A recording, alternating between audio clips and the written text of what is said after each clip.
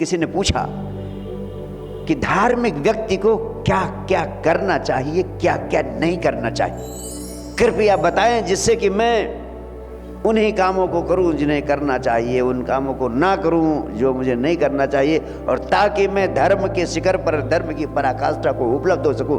भगवान महावीर ने जो वचन कहे बड़े महत्वपूर्ण हैं। उन्होंने कहा क्या करना है, क्या नहीं करना है, क्या करना चाहिए, क्या नहीं करना चाहिए, इसकी फिक्र बिल्कुल छोड़ दो।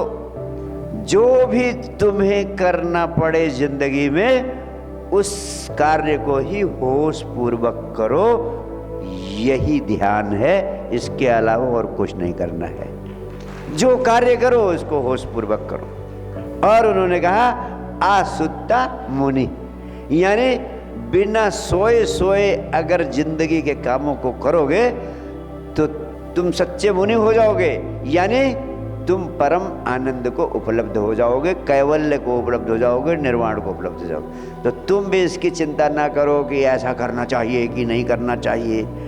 भिड़े रहते हो, अंदर द्वंद में भरे रहते हो, सोचते हो ये नैतिक है, सोचते हो ये अनैतिक है। ना कुछ नैतिक है ना कुछ अनैतिक है, बस जो भी करो अगर तुम उसको होश पूर्वक करते हो तो वो नैतिक हो जाता है। अनैतिक कार्य भी तुम करो, लेकिन अनैतिक कार्य को करते समय होश पूर्वक रहो। अगर होश पूर्वक तुम अनैतिक कार्य को करोगे तो अनैतिक कार्य अगर वास्तव में अनैतिक होगा तो तुम कर ही नहीं पाओगे, असंभव हो जाएगा। और जिस चीज को तुम ध्यान से जोड़ देते हो, जिस चीज को तुम होश से जोड़ देते हो, वो चीज पवित्र हो जाती है। मंदिर की मूर्ति इसीलिए पवित्र होती है कि तुम होश पूर्वक उस प्रतिमा को देखते हो। लेकिन तुमने आज तक देखा ही नहीं मंदिर की प्रतिमा को भी कभी होश पूर्वक देखते हो प्रतिमा की ओर, और विचार भरे रहते हैं कि मुकदमा जीतना पता नहीं होगा कि नहीं, लड़की की शादी होगी कि नहीं, लड़के को नौकरी मिलेगी कि नहीं, अपना मकान बनेगा कि नहीं। तो प्रतिमा तो आज तक तुमने देखी ही नहीं, पूरा पूरा होश पूर्वक देखा ही नहीं। प्रतिमा के दर्शन का अर्थ है जब प्रतिमा को देखो, देखते समय सिर्फ प्रतिमा सामने हो, बीच में कोई विचार ना आए, सिर्फ प्रतिमा और प्रतिमा और प्रतिमा, इस तरह तुम प्रतिमा को देखो। यही विज्ञान था प्रतिमा के पीछे, और कोई विज्ञान नहीं। बाकी तो सब राजनीति जुड़ गई उसके साथ। दर्शन करने तुम्हें आता नहीं तो होश कोई अलग प्रक्रिया नहीं है जिसे अलग से करना है। जो काम करो उसी को ध्यान पूर्वक करना है। जैसे तुम भोजन कर रहे हो और भोजन करते समय कह दिया जाए कि आप राम राम जपो, तो भोजन करना और राम राम जपना बड़ी अड़चन पैदा हो जाएगी, बड़ी मुश्किल पैदा हो जाएगी। तुम कहोगे भोजन करूंगी राम राम जपू।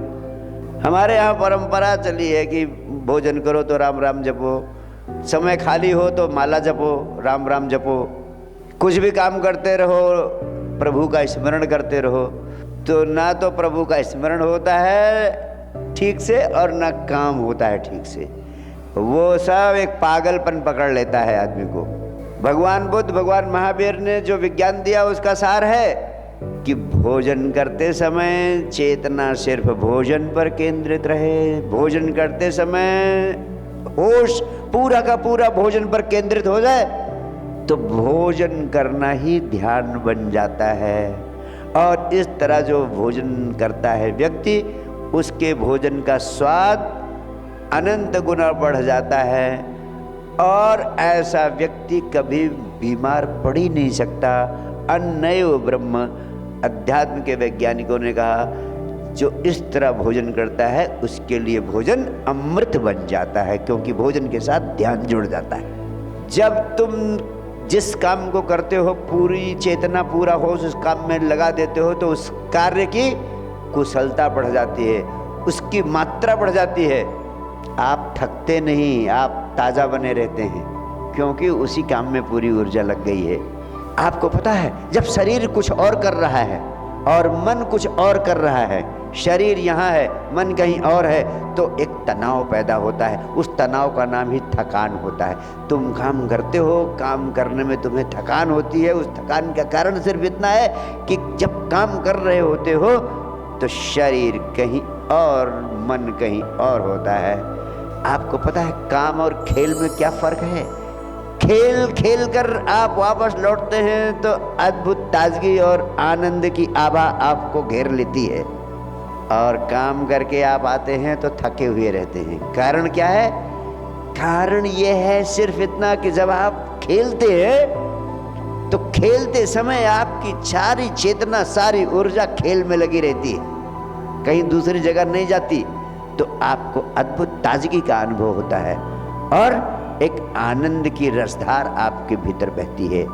इसलिए समझदार आदमी जिंदगी के कामों को खेल बना लेता है। जिंदगी के कामों को खेल बना लेता है समझदार आदमी। नासमझ आदमी खेल को भी काम बना लेता है, बोझ बना लेता है।